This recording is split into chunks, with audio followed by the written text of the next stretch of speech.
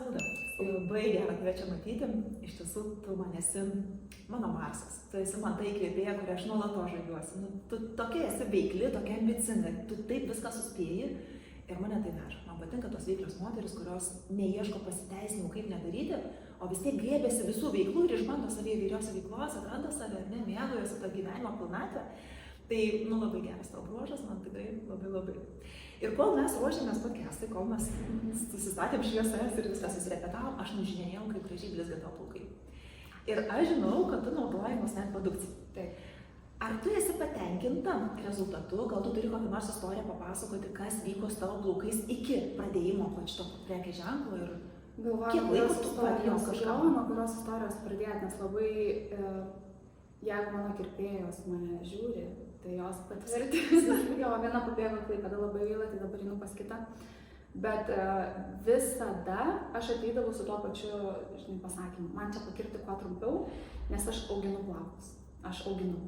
Ir visą gyvenimą aš auginu, o ne man. Ta prasme, tau jie neauga? Man toks vaizdas būdavo, kad kažkas tai atsitinka, kad jie auga, bet po to nulūžta, nutrupa, labai jautriai reaguoja bet kokį stresą, o mano gyvenime būta labai daug streso, po paskutinių tų išgyvenimų realiai, kiek dabar praėjo laiko, 5 metai, 5-6, tai kokie plaukai buvo tada, prieš stresinius įvykius ir po jų, tai iki dabar, matai, kiek jų beliko, bet kokybė pasikeitus yra, tai aš to džiaugiuosi. Ilgio dar nepavyksta man atstatyti, kokio aš norėčiau, bet bent jau pavyko būklę susitvarkyti. Klausimas tada tau, ar tu iki tol naudoji ekologišką kosmetiką ir tau neaugo? Ar tai būdavo parabenai, silikonai ir visą tą plokštę? Sąžiningai, aš tikrai per daug ir nežiūrėjau. Tai būdavo mano pačios nuožiūra kažkas tai rasta, kažkieno galbūt padovanota, kai kalėdas gauni rinkinukų visokių, kažkas padovanota. Ir aš nebuvau iki šiol atsirinkus kažko, kas man tinka. Aš visą laiką ieškojau. O kas padeda nuo to, o kas padeda nuo ano, nes ta problema čia praktiškai pas kas antra yra, kad galvos oda riebaluojasi, bet galiukai džiūsta, trupa, lūžta ir kaip tada suderinti, šampūnus, kondicionierius ir kaukės ir aš nuolat paieškose buvau. Tai kartais labiau pasisekdavo kažką atsirinkti, kartais prašiau pasisekdavo, bet net nebuvo labai stabilios rutinos. Tai aš supratau, kad aš net ir priemonės, kurias labai ilgą laiką naudojau neteisingai. Ir aš tos plaukus, atrodo, taip saugojau visada, tai yra aš negarbanoju jų. Išskirtiniais atvejais, jeigu kokia fotosesija porą kartų per metus, aš jų niekada netiesinu, niekada, nes nenoriu dar labiau pažeisti. Ir atrodo, taip saugai, nenaudoju plaukų lako, viso kito. Ir vis tiek, nėra rezultato. Rutinai, kažkas vyksta rutinoje, taip? Taip, ir kitas dalykas, nors sveikatos reikia. Aš su skydliauka, kaip turiu draugystę tokią. Tai irgi gaunasi, kad jeigu susistabilizuoja hormonai, tai pagerėja būklė. Žiūrėk, jie bent jau neslenka, bent jau kažkas į geresnę pusę. Jeigu tik tai pablogėja, krenta rodikliai ir jau tik vėl šuoji, vėl visa vonė šepetys pilnas tų plaukų ir atrodo, tai ką daryti? Bet aš pas tave matau labai daug spyglių dabar. Iš ko tu čia jau ežiukai? Madinga dabar labai ežiukai. Žinai, aš skundžiausi, kodėl man plaukai neauga, man tai pradėjo augti. Aš priverčiau, man atrodo. Ką darai kitaip dabar? Tai aš priemonės kitas naudoju, rutinos susitvarkiau. Ir dabar tikrai sąžiningai laikausi. Tai yra, turiu savo rutiną, kas kiek laiko aš plaunu plaukus, kiek laiko sąžiningai pradėjau naudoti kaukę ir Kiek laiko tu laikai kaukę? Man žinok 10 minučių aš jau palaikau, kas man jau yra... Tai čia dar mažoka. Bet jau yra gerai. Aš kas antrą plovimą ją naudoju, tai tą kas antrą plovimą aš laikau po 10 minučių, bet jeigu jau yra savaitgalis, tai dažniausiai sekmadienį, tai aš jau turiu savo tokią ritualinę dieną, kai aš turiu su 20 minučių, 25 aš vaikštau, tai kartą per savaitę aš ją laikau iš vis ilgai. Kaip vadinasi tavo kaukės tada?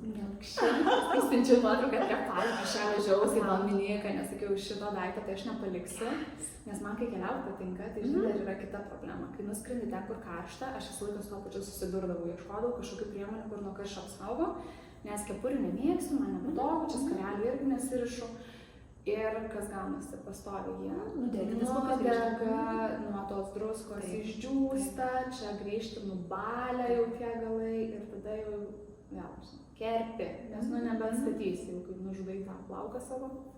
Tai pirmą kartą man nieko blogo su jais neatsitiko. O tu atostogavai kiek laiko? Savaitę. Wow. Ir maudžiausi jūrą, Karibų, nes be proto šiltas vanduo, ten tas druskos irgi yra, žinai, ir to vėjo, ir to smėlio, ir tos saulės, ir jie visą laiką prabuvo minkšti, nesukietėję, ir man tai čia buvo toksai, žinai, toks patikrinsiu, ar tikrai labai gerai veikia, reikia ekstremalesnių sąlygų. Ir va, surašau.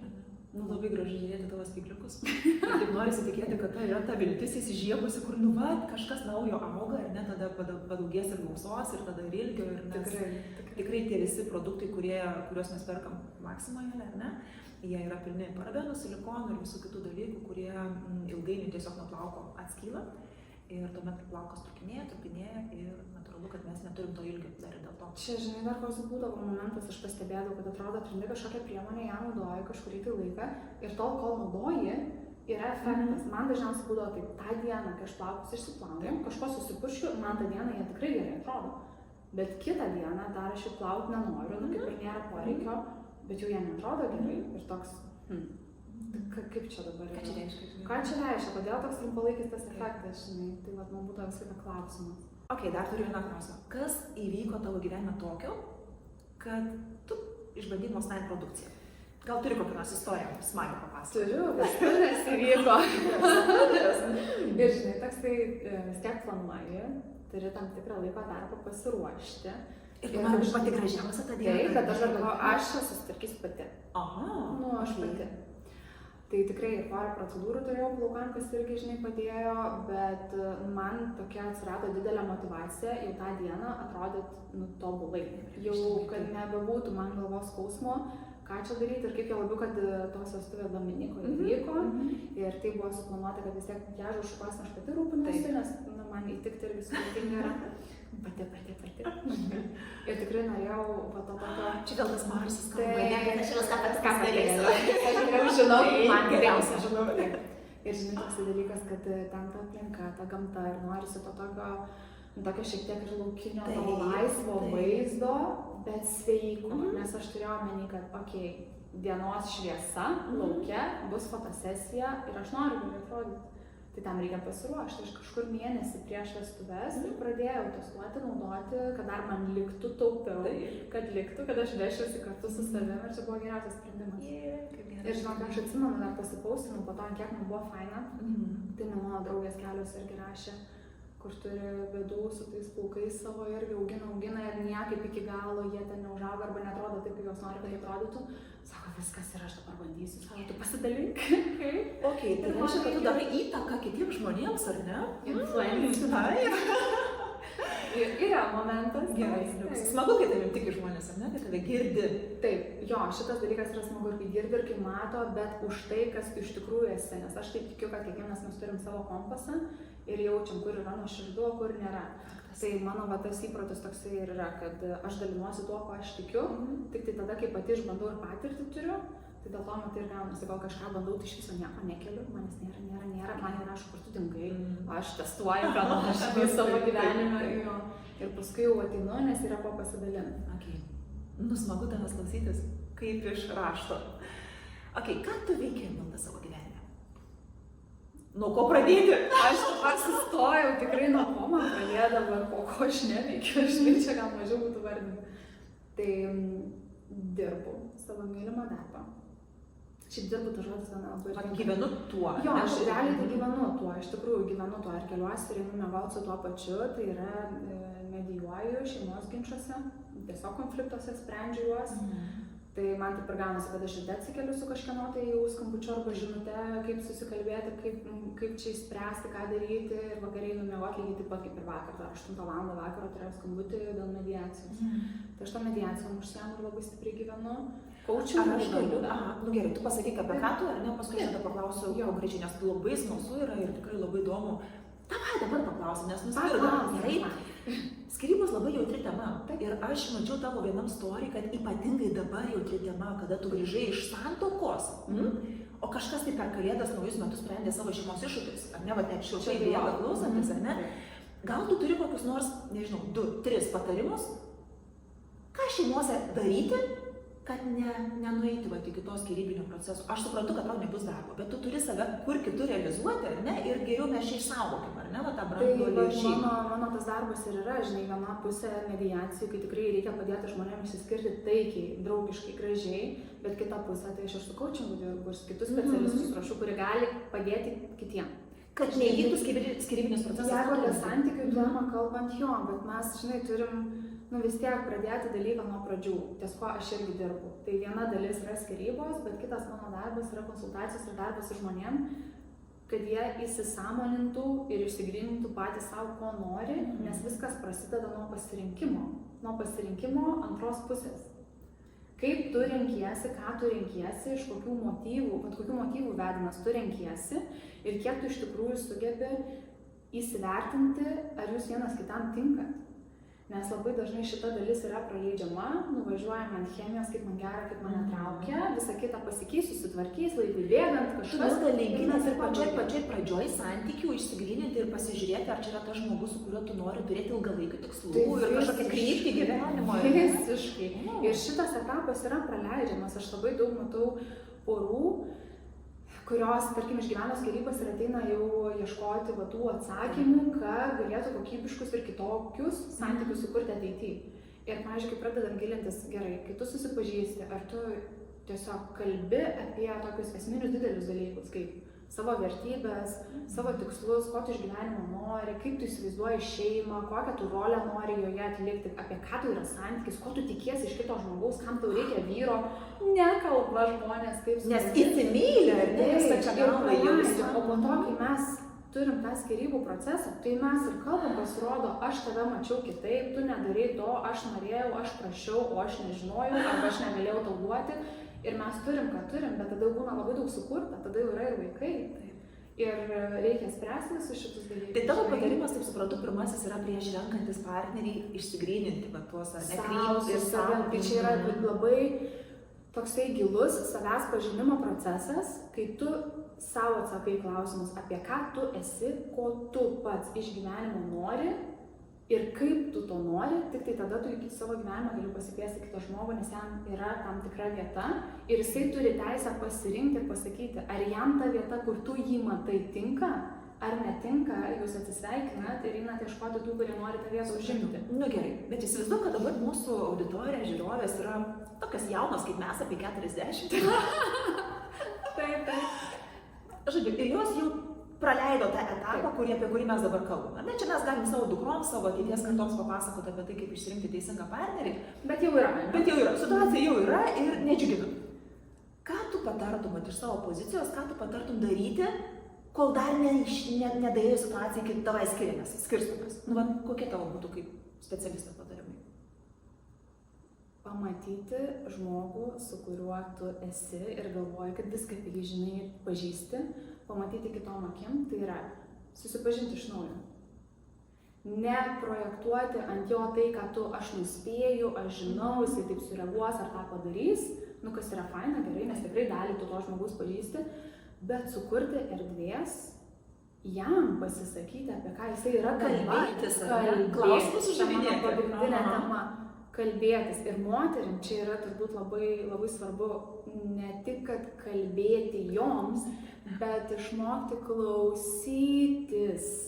Užduoti klausimus ir klausytis, nepertraukinėti ir palaukti dėl to, kad, pažiūrėk, kaip vyksta moteris, užduoda klausimą, vyrui ypatingai, ir jinai neleidžia jam pabaigti, nes jai nepatinka jau atsakymo pradžia, supranti, ir jinai užbėga ant viršaus, o tai jeigu taip, tai taip ir pradeda projektuoti.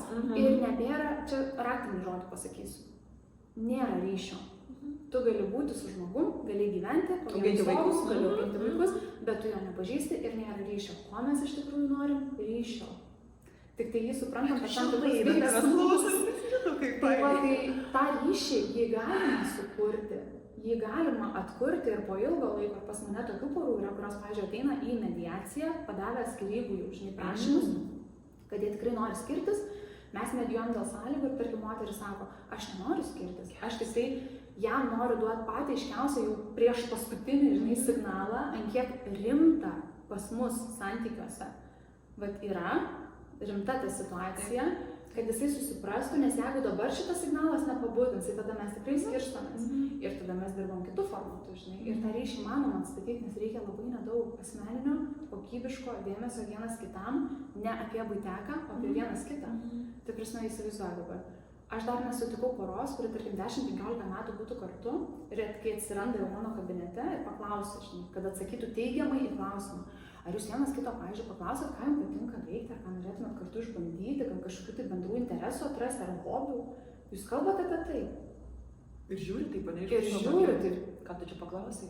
O čia reikia, čia apie ką? Tai čia Milda apskritai turbūt ne tik dėl hobių, bet ir santykių, ir ritualų, ir sekso to paties, ar ne? Kalbėjimasis apie tai kodėl jo nebelieka? Čia didžiausia problema būna, žinai, moteris nebenori, vyras skundžiasi. Apie seksą pasikalbam. Kodėl nėra? Nes nėra ryšio. Supranti? Nes nėra ryšio. Ir gaunasi, kad visą šitą norą patirti malonumą, būti su kitu žmogum intimume, nužudo va tie tokie priekaištai, pretenzijos, neišsakyti visokie tai lūkesčiai, kažkokie tai jausmai, va tokie visokie, čia nepatenkinti poreikiai, bet čia yra pasiekmė. Tai yra, čia yra pasiekmė, tai vadinasi, mums reikia grįžti šiek tiek atgal ir padirbėti su tom priežastim, nes aš turiu tokių gražių pavyzdžių, kur žmonės buvę ant skyrybų slenksčio, padirbėję sąžiningai abu kartu, įdėję vėl pastangų ir šiek tiek nustūmę tą savo nuoskautą ir šoną ir ego, kuris pirmą atėjo žingsnį keistis, čia irgi klasika, jie atranda vienas kitą iš naujo. Ir čia, žinok, gyvenimo paradoksas, ką matau santykiuose. Kai atšala tas intimumas visas ir fizinio kontakto nebėra, nebesinori liestis, apsikabinti ir to nėra. Tai žmonės galvoja, kad aš dabar čia šituo nesidalinsiu, tai bus kaip ženklas ir, žodžiu, kažkuris čia kažką reikia daryti ir kažkuris dės pirmą žingsnį. Ir tada ryšys atsikurs. Bet, žinok, mano patarimas, va dabar nemokamas patarimas, pradėti nuo antro galo reikia. Turiu omeny. Ne nuo to galo pradėti. Tai yra, tam, kad tas ryšys būtų, jums netgi, kai jūs nenorite per savo ego ir per principus, jūs turite puoselėti fizinį kontaktą. Bet tai bus vaidyba, tai bus kaukė, kad aš esu. Oi, tai žinai, aš pasakysiu taip, geriau šiek tiek pabūti su kaukė ir prisipratinti, negu kad visai to nedaryti. Pasakysiu kodėl. Žinai, kodėl vaidyba? Nes tavo kūnas ir tavo siela nori apkabinimo, bet tavo ego ir principai tau neleidžia. Ir vaidyba išeina iš to ego, kad aš čia gal dabar nusižeminu, kodėl aš čia turiu, arba aš prieisiu, čia mane atstums ir taip toliau. Ne, tai tu turi atliepti taip, nes tai yra, ko tu nori. Ypatingai moteris, kai užsispyrus, ne? Tai jinai nori to apkabinimo. Ar jinai prisipažins, kad jinai nori? Ne. Ar kai vyras ateis apsikabinti, jinai jį priims? Ne, jinai dar pasispyrios, tu nelys kažką nori. Bet tu nori. Tai va tas dalykas, kai jau jauti, mes su vyru tą patį darom. Ta prasme, yra tikrai situacijų, nors ką tik susituokim. Yra situacijų, kai kažkuris užsidirba, kažkas turi kažkokių problemų, žinai, pasineria į savo vidinį pasaulį ir jauti, kad trukinėja tas ryšys. Kai jisai jau trukinėja, tai tada atrodo, nu ir, žinai, gal eik miegotam atskirai ir dar kažkur nori dar labiau atstumą didinti. Tai mano vyras iki to visiškai neleidžia prieiti ir jisai ateina ir būna ir tada grįžta šiluma. Kai grįžta šiluma, ego tavo patirpsta bent kažkiek ir tu gali visai kitaip pradėti kalbėtis. Tai žinai, reikalauti iš kito žmogaus irgi to, ko tu pats negali nei savo, nei jam duoti, tai labai egoistiška. Tai aš sakau, atliepti savo tą tikrąjį ketinimą ir neapsimesti, kad tu to nenori. Nes moteris labai daug to daro. Nu žiūrėk, pavyzdžiui, nori kartu pabūti su vyru, nori praleisti kartu laiką. Jinai pasilgo to, jai trūksta. Jinai nori praleisti kartu laiką. Bet jinai dėl kažko yra užpykus. Kas atsitinka? Jinai atrašys tam vyrui, parašys arba paskambins, arba susikels fotkės į Instagramą, kokia jinai businesswoman užsijėmus, jinai neturi laiko. Nes jisai tada turi ateiti ir įrodyti, kad vertas, kad jinai to laiko skirtų. Nors sėdi prie to telefono ir laukia. Tai baikim apsimetinėti. Tiesiog palengvinkim savo gyvenimą ir kitiems žmonėms. Kalbėkimės ar ne taip, ir pradėsim taip šildykim vienas kitą per tuos tokius atsitiktinius, žinai, prisilietimus kažkokius praeina. Apskritai žaismingumą įnešti, tas toks. Taip, ir tai laimi, visi laimi nuo to, žinai, vietoj to, kad sėdėti ir kažkaip čia palauksiu. Čia man ateis, pasakysiu, apkabins, nelysk, aš dar nepasakosiu. Dar nepasakosiu. Kiekvienas vyras kantrybės tada reiktų, ne, toks medžiotojas. Aš žinok, su jais labai daug bendrauju, nes mano vis tiek, galima sakyti, pusė klientų yra vyrai, ne, skiriasi poros šeimos. Tai Tai tu kaip tau jų gaila, jau čia.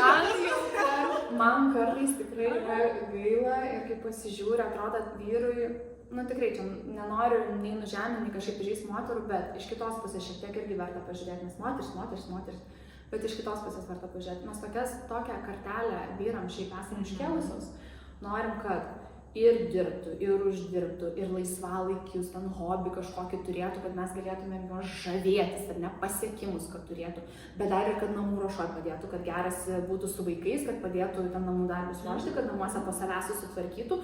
Tai taip, žinai, kaip pagalvoju, vat aš tada paklausiu irgi moterų, gerai, o tai jeigu vyras irgi viską va taip pats gali, kam jam ta moteris tada? Kam? Kad ateitų pasimatuot, kieno, žinai, didesnis, aš taip ir pasakau, kad ateitų ir pasakytų, va, aš irgi čia padariau, žiūrėk, aš irgi pasiekimą atnešiau, pasimatuojam, pasilyginam, kam jam tada, nes jisai tikrai, pažiūrėkim, nu, gali save išlaikyti, apsirūpinti, laiką valgyti, pasirodo pasidaryti valgyti moka, kai reikia, žinai, vaikus suvežioti, aš turiu pavyzdžių ir vaikus suvežioja, ir būrelius, ir mokyklas. Ir dar tada grįžus namo priekaištus gauti. Tai čia vardan to toks santykis, tai žinai, aš sakau, pradėkim nuo to, kad būkim tie, kokių partnerių norim. Tai pirmiausia, būkim patys. Tai jeigu mes esam patys, sąžiningi ir prieš save, ir prieš kitą, tai tada galima adekvačiai vertinti. O visa kita yra žaidimai ir pretenzijos, žinai, principų. Nu, čia jos klausytis dar tokias 2 valandas galim būtų, ar ne? Seminaras, tai norėjau klausti, tu dar juk vedi ir seminarus, ar ne? Bet tokiom temom ir vedi patarimais ir įžvalgom savo apie skyrybas ir santykius, ar dar kokiam nors kitokiam? Štai, patarimai ir įžvalgos, tai čia dabar didžiausias trendas, nes patarėjų pilnas Instagramas ir Facebookas ir visa kita, kur beje aš irgi esu.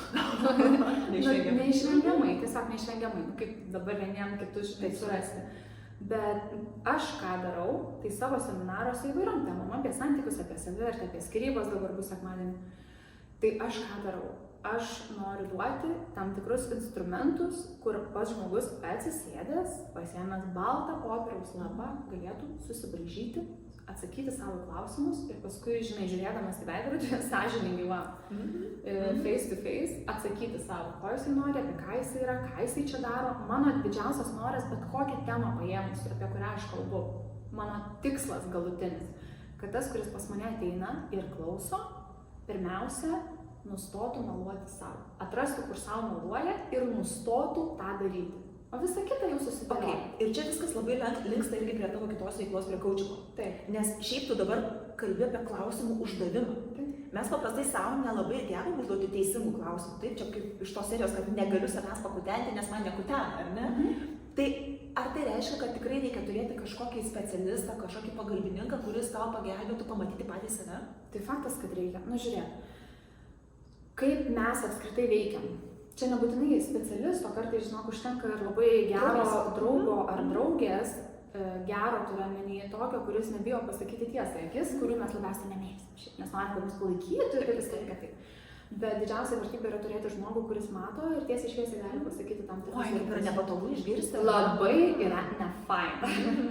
Bet mes sukonstruoti esam taip, kad kai mes pamatom patys prieš save kažką, kas mums apie save nepatinka, kokia yra pirma mintis? Čia ne apie mane. Net ir jeigu yra apie mane, tarkim, pripažįstam, kad čia jau yra apie mane, kokia yra pirma mintis? Pirma mintis yra tokia. Taip, bet aš neturėjau kito pasirinkimo, man čia reikėjo, čia tokios aplinkybės buvo, čia mes save teisinam kažką. Mes taip sukonstruoti, mums reikia, čia gynyba, taip. Ir jinai yra absoliučiai natūrali, tai taip yra. Todėl net ir man, pavyzdžiui, su coachingu dirbant, coachinginiais metodais, aš labai mėgstu su metaforiniam kortom dirbti. Aš prisipažįstu ir visiems ir savo studentam, aš pati kaip specialistė savo nesu pajėgi išsimesti tų kortelių, pažiūrėti metaforų ir nuoširdžiai sąžiningai atsakyti klausimus. Kodėl? Nes aš matau atsakymą aiškiai ir tada jau jaučiu, kaip smegenys ten vynioja istoriją, kaip aš turėčiau pamatyti kitaip, nes gal tai reiškia visai netarė. Nes esi sakinėjai pati prieš save. Taip, tai reikia to veidrodžio kartais, kad tau pagražintų tai, ką ir tu sakai. Nes tu ką tik sakai taip, o dabar sakai taip, tai kaip čia yra. Ir tu save išgirsti, kad ai, tai va, čia ką nereikalas. Tai mums reikia vieniem kitų, nes kitaip, nu tai ką, patys savo faini galim, žinai, sėdėti ir viskas gerai, bet tik tai išeini su žmogum pabendrauti, žiūri, kad kartojasi problemos. Kažkai kodėl, žmonės keičiasi, bet problemos lieka. Įdomu, kodėl, žinai. Nu, gera klausytis ir šitą temą tavęs. Kiek daug temų turi? Labai. Na ir ką tu dar mums nori pasakyti apie savo veiklas? Ką tu dar veiki? Kaučingo mokykloje dėstam, ruošiu kitus kaučingo specialistus. Netgi specialistus? Taip. Okay. Taip. Tai mentorė dirbu kartais irgi, kai susiformuoja kartais grupė, kuri turi poreikį ir nori va tos kaučinginės mentorystės, ir tą darau. Paskaitas vedu, renginiuose kartais tenka pabūti, pravesti užsiėmimus. Ir stovyklas darau? Ir stovyklas darau, retai, bet darau, dabar norėčiau jau pradėti daryti dažniau. Tai nu, visa tai, kas tiesiog veda žmogų link to tikresnio, nuoširdesnio savęs ir tokiu būdu bandau pagražinti pasaulį. Kaip miela. Nu ir turiu tau keletą klausimų, kurie tokie yra tarsi ne į temą, bet tikrai labai, manau, naudingi bus, ypatingai, kai čia yra žiūrovas moteris.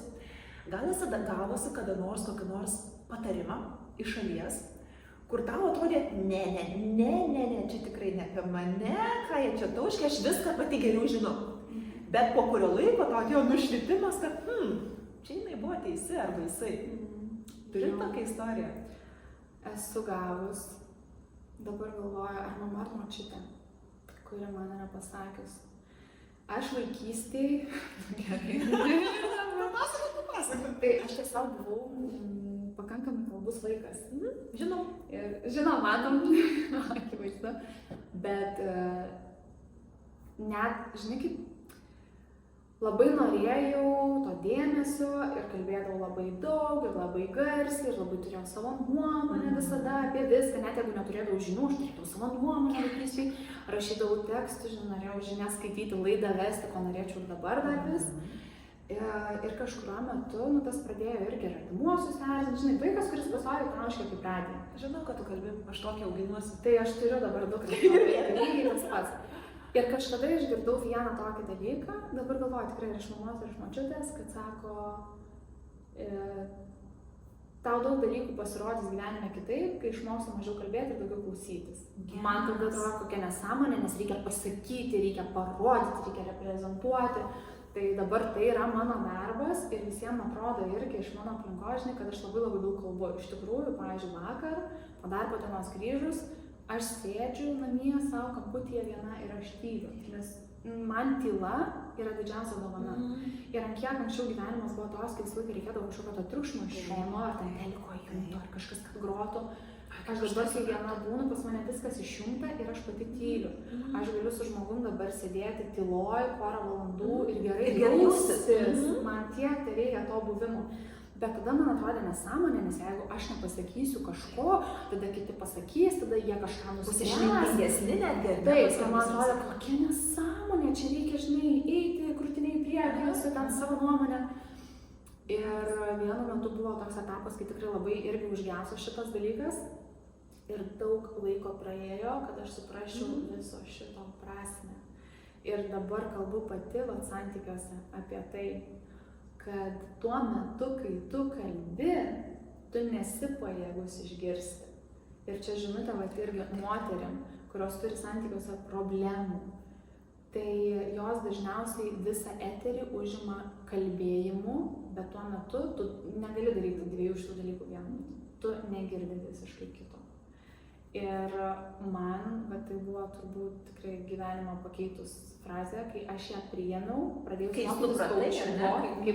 mokytis kaučingo ir man teko ne tik užduoti klausimą dėl to, kad užduoti klausimą ar pademonstruoti metodą, bet išgirsti atsakymą ir klausytis jo iki galo. Ir tuo metu, kai aš girdžiu atsakymą, negalvoti dar 5 klausimų į priekį, nes aš noriu pasirodyti, štai kokia aš ten kompetentinga.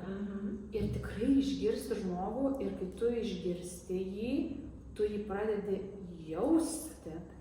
Tai man buvo toks atradimas, kuris taip pakeitė santykį ir tiek atsirado tada daug žmonių, kurie nori kartu būti, arba toje energijoje pabūti, arba pasitikė tavim, nori pasipasakoti, nes žino, kad jiem yra saugu. Tai man čia toks didžiausias vertinimas ir aš stengiuosi irgi naujose aplinkose kažkur, kur galbūt nepažįstu žmonių, visiškai jungti savo tą stebėtoją Ir net... Kas pakankamai neįprasta šiaip jau, ar ne tokio tipažo žmogui kaip tu? Taip atrodytų, bet aš pagalvau tokį momentą, kiek aš išmokus būti ekstravertė, bet kiek iš vidų iš tikrųjų esu intravertė.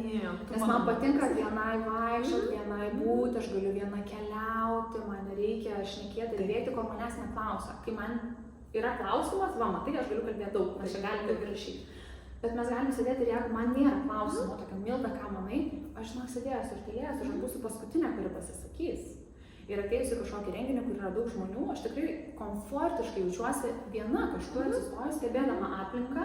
Ir jeigu manęs neateina kažkas pakalbint, aš galiu ramiausiai išeiti ir aš gerai jaučiuosi, man viskas tvarkoja. Va čia va ta turbūt savivertė, žinai, tam tikra, su kuria padirbėta buvo gerokai. Ir tas pasitikėjimas, kai tam nereikia tokio didžiulio patvirtinimo iš išorės apie tai, kad tu esi įdomus, fainas, gražus žmogus ir taip toliau ir taip toliau. Taip, dėl kažkokių darbų ir projektų faktas, kad norisi įvertinimo iš galbūt didesnių autoritetų kaip pagalbos, ką patobulinti, bet tai nebėra susiję su mano asmenybė. Kad aš einu ir jeigu prie manęs priėjo, tai tada faina. Tai aš ką patikau, tai viskas su manim yra gerai. Ne, aš galiu ateiti ir išeiti, man viskas tvarkoja, jeigu net ir nepakalbina, arba nieko nepaklausia. Tu žinai, ką esi mano veidrodis.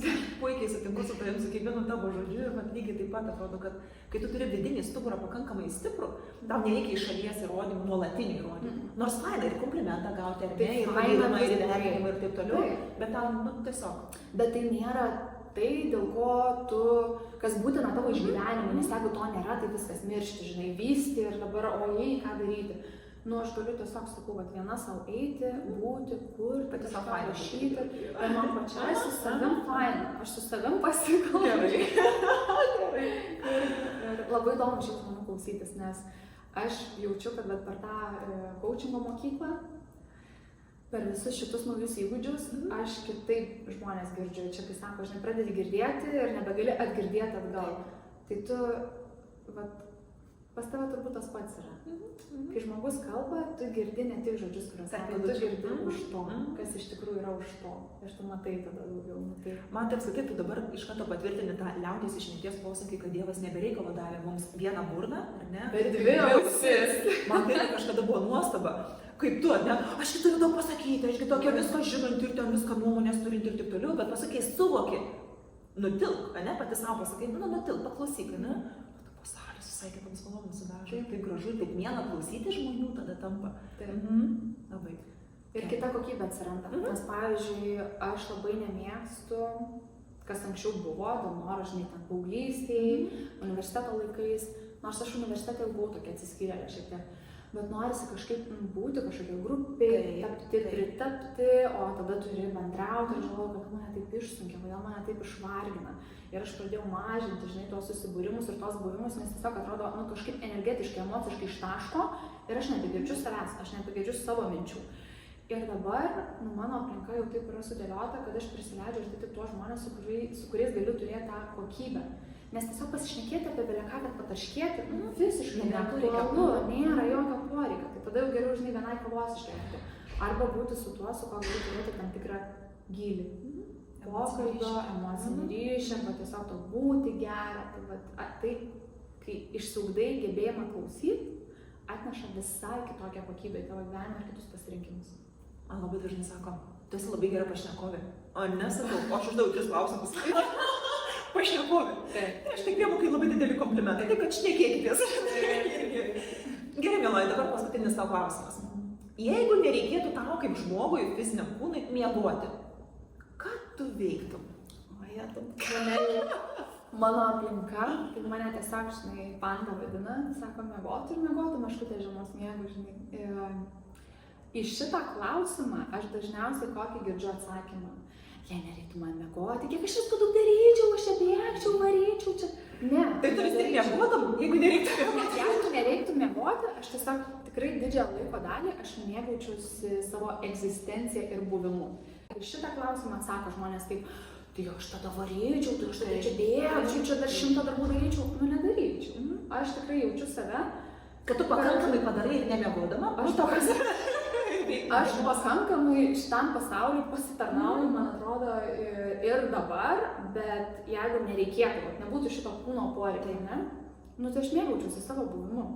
Turbūt daugiau gal keliaučiau, nes man šiaip keliauti patinka ir pamatyti kitas šalis, kitas kultūras, gerą orą, žinai, bet turbūt galėčiau pragulėti gyvenime po palmę, aš galėčiau, tikrai. Palmės žiūrinėja nuo manęs, tai viskas, sako, tą, ko aš norėčiau. Tai kodėl aš prie tų palmių ištekėjau, žinai, kad būtų paskui ir dar gruodžio mėnesį, kur sakiau, niekada žiemą nesituoksiu, tai aš paskui vyrus ir sakau, bet tu supranti, kodėl čia taip atsitiko. Sako, ne, nes aš visą laiką sakiau, žiemą tuokėsi visi čia tik iš reikalo ir čia iš vis nesąmonė. Ir dabar sakau, žiūrėk, sakau, kokia graži data, 21, prieš šventes. Ir mes galim kiekvienais metais dabar metinę švęs kažkur po palmę. Yra pretekstas, žinai. Tai aš tikrai galėčiau savo būti, mėgautis, degintis ir tikrai nejaučiau dėl to kaltės. Nes dabar, pavyzdžiui, irgi iš manęs pačios iniciatyvos kažkokios eiti, užkariauti, daryti. Aš nejaučiu to tokio poreikio, kad man dabar reikia pasauliu kažką atnešti, įrodyti, padėti ant stalo, čia padariau, nors aš buvau pasiekėję tikrai pusę gyvenimo nuo mokyklos laikų. Jinai šneka ir man toks jausmas, kad aš į veidrodį žiūriu, šnekus pati su savimi. Nu, koks geras jausmas. Buvau aš pasiekėję, nes reikėjo man meilės ir pripažinimo, ir būt geriausia mokykla ir univerė ir visur būt geriausia. Ir pasigalvoju, gerai, aš savo jau įrodžiau, kad aš labai daug galiu. Bet aš dabar noriu daryti dalykus tikslingai. Tai yra, jeigu tikrai mane mato ir rezonuoja ir manęs reikia, tai aš čia esu. Ir tikrai galima prieiti ir būti ir kalbėtis ir dirbti kartu ir daryti. Bet kad aš pati eičiau ir sakyčiau, žiūrėkit, aš turiu ką pasakyti. Ne, aš galiu savo ramiai pragyventi, kur nors ant savo trobelį, palmės, gerai, kad būtų irgi prie trobelį, žinai, ant jūros kranto. Ir man gerai su tuo. Viskas, mes jau baigėm. Bet norėtųsi su ją tęsti. Čia galima žiūrėti, to be continued. Tai laukite tęsti. Ar lauksite tęsti? Jeigu paspausite like, tai mes suprasim kaip ženklą, ar ne, kad mes turime tęsti. Tai ačiū Jums labai.